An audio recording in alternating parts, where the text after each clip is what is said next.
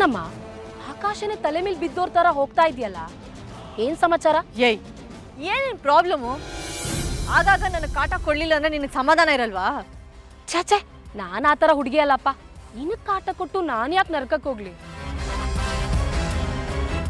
ನೀನು ಈ ಮನೆ ಬಿಟ್ಟು ಹೋದ್ರೆ ಸಾಕು, ನಿನ್ ತಂಟೆಗೆ ಬರಲ್ಲಮ್ಮ. ನೀನ್ ಯಾರೋ ನಾನು ಯಾರೋ. ಅದು ಈ ಜನ್ಮದಲ್ಲಿ ಸಾಧ್ಯ ಇಲ್ಲ. ಓಹೋ, ಯಾಕೆ ಸಾಧ್ಯ ಇಲ್ಲ? ಸಾಧ್ಯ ಇದೆ. ಈ ಜನ್ಮದ ಮಾತೆಲ್ಲ ಬಿಟ್ಟಾಕು, ನಾಳೆನೆ ಆ ಟೈಮ್ ಬರುತ್ತೆ. ಏನನ್ನ ಬಾಯಿ ಬಂದಂಗೆಲ್ಲ ಮಾತಾಡ್ಬೇಡ ಅಂಜಲಿ. ನೀ ನನ್ನನ್ನ ಮಿಸ್ಅಂಡರ್ಸ್ಟ್ಯಾಂಡ್ ಮಾಡ್ಕೊಂಡಿದ್ಯಾ? ನೀ ನಾಳೆ ಮನೆ ಬಿಟ್ಟು ಹೋಗ್ತೀಯ, ಹೋಗ್ಲೇಬೇಕು. ನಿನ್ನ ಕತ್ತಿಡ್ದು ದಬ್ತಾರೆ. ನಾನು ಅದನ್ನ ವಿಡಿಯೋ ಮಾಡ್ಕೊಳ್ತೀನಪ್ಪ, ಯಾಕಂದ್ರೆ ಮತ್ತೆ ಮತ್ತೆ ನೋಡ್ಕೊಂಡು ಮಜಾ ತಗೋತೀನಿ. ಏನ್ ಹೇಳ್ತಿದ್ಯಾ ಸರಿಯಾಗಿ ಹೇಳು. ನಾನು ಒಬ್ಳೆ ಚೈಲ್ಡು, ನಿಂಗೆ ಸಿಕ್ಕಾಪಟ್ಟೆ ದೊಡ್ಡೋಳು. ನಾನು ಹೇಳಿದ್ದೆಲ್ಲ ನಿಂಗೆ ಅರ್ಥ ಆಗತ್ತೆ ಅಂತ ಅನ್ಕೊಂಡು ಹೇಳಿದ್ನಪ್ಪ. ಪ್ಲೀಸ್. ಓಕೆ, ನಾಳೆ ಹೋಗೋಳ ಹತ್ರ ನಂದೇನ್ ಮಾತು, ಸ್ಟ್ರೈಟ್ ಆಗಿ ಬರ್ತೀನಿ ಕೇಳು. ಮಾವನೇ ನನ್ನ ಆದಿತ್ಯ ಮಾವ ಅಂತ ಪ್ರೂವ್ ಆಗಿ ನಾಳೆನೆ ಆಸ್ತಿ ಎಲ್ಲ ಹಸ್ತಾಂತರ ಆಗುತ್ತೆ. ಆಮೇಲೆ ಅದ್ರ ಜೊತೆಗೆ ಲಾಯರೇ ನಿನ್ಗೊಂದು ಗೋರಿನೂ ಬುಕ್ ಮಾಡ್ತಾರೆ. ಈಗ ಬುಕ್ ಮಾಡ್ತಿದ್ರೆ ಗೋರಿನೂ ಸಿಗಲ್ಲ. ಅದಕ್ಕೆ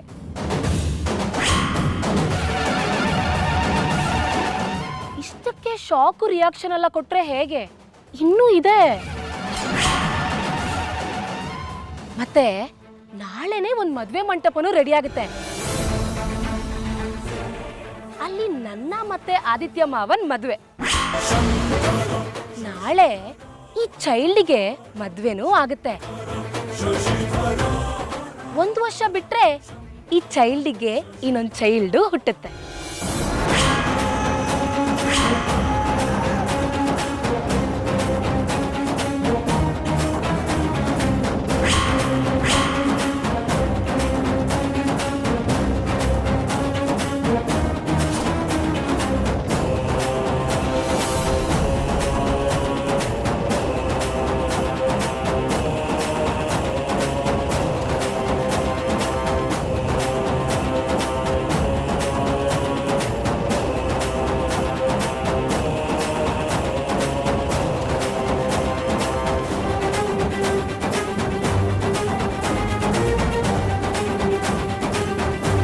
ತಪ್ಪುತ್ರ ಕೊಟ್ರೆ ಮುಂದೆ ಏನಾಗುತ್ತೋ ಗೊತ್ತಿಲ್ಲ.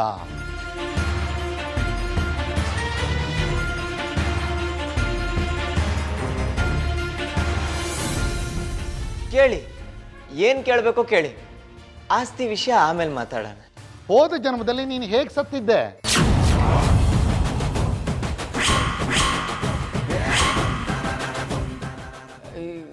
ಇಲ್ಲ ಇಲ್ಲ, ನನ್ನ ಸಾವಿನ ಬಗ್ಗೆ ನನ್ನ ಹತ್ರ ಏನು ಕೇಳಬೇಡಿ, ಆಗಲ್ಲ. ಹಾಗಾದ್ರೆ ಆಸ್ತಿ ನಿನ್ನ ಹೆಸರಿಗೆ ಬರೋದೂ ಇಲ್ಲ.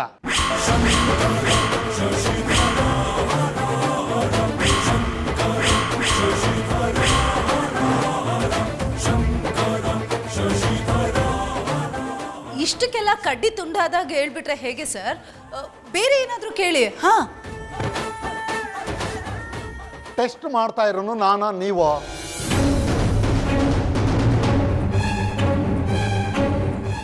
ನೋಡ ಆದಿತ್ಯ, ನೀನು ಸರಿಯಾಗಿ ನೆನಪಿಸ್ಕೋ, ನೀನು ಹೇಗೆ ಸತ್ತೆ?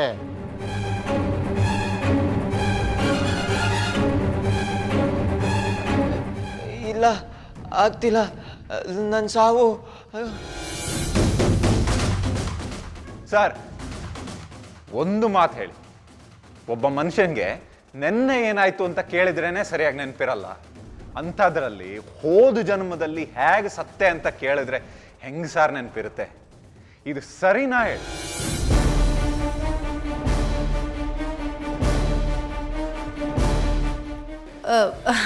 ಅದು ನಿಂತಲ್ಲೇ ದಿಢೀರಂತ ಪ್ರಶ್ನೆ ಕೇಳಿದ್ರೆ ನಮ್ಮ ಪಾಪಚ್ಚಿ ತಾನೇ ಹೇಗೆ ಉತ್ತರ ಕೊಡಬೇಕು ಹೇಳಿ ಸರ್? ಟೈಮ್ ಕೊಟ್ರೆ ನೀವು ಹೊಸ ಕತೆ ಕಟ್ತೀರಂತ ನನಗೆ ಚೆನ್ನಾಗಿ ಗೊತ್ತು. ಅಂಕಲ್, ನಾನು ಯಾರ ಕತೆನೂ ಕೇಳಲ್ಲ ಅಂಕಲ್. ನನಗೆ ಸ್ವಲ್ಪ ಟೈಮ್ ಕೊಡಿ. ನೋಡಿ, ನನ್ನ ನಿದ್ದೆಲಿ ಕೆಲವು ಸಲ ಏನೇನೋ ಕನಸುಗಳು ಬೀಳ್ತಿರ್ತದೆ, ಅದನ್ನ ರಿಲೇಟ್ ಮಾಡ್ಕೊಂಡಾದರೂ ಹೇಳ್ತೀನಿ. ಪ್ಲೀಸ್ ಟೈಮ್ ಕೊಡಿ. ಸರ್, ನಾನು ಇಲ್ಲೇ ಇರ್ತೀನಿ.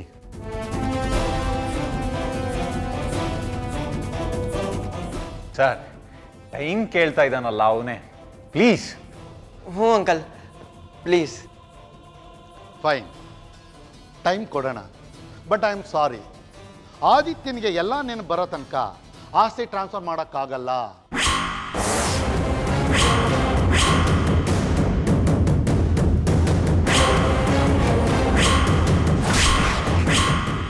ಕಾಯೋಣ, ನೋ ಪ್ರಾಬ್ಲಮ್.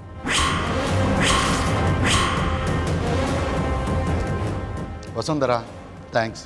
ಹಾಂ, keep in touch with me. ನನ್ನ ನಂಬರ್ ಇದೆಯಲ್ಲ? ಹಾಂ ಸರ್, ಇದೆ.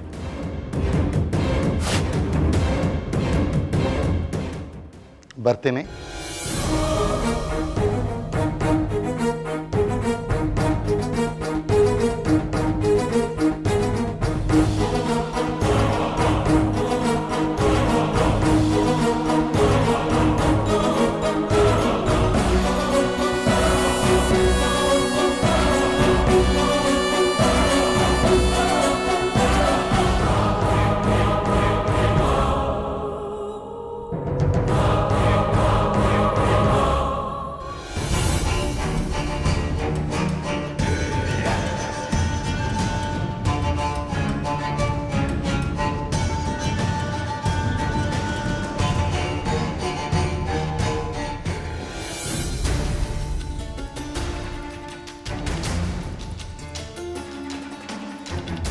ಏಯ್, ನೀನೇನು ಅನ್ಕೊಂಡಿದ್ಯಾ?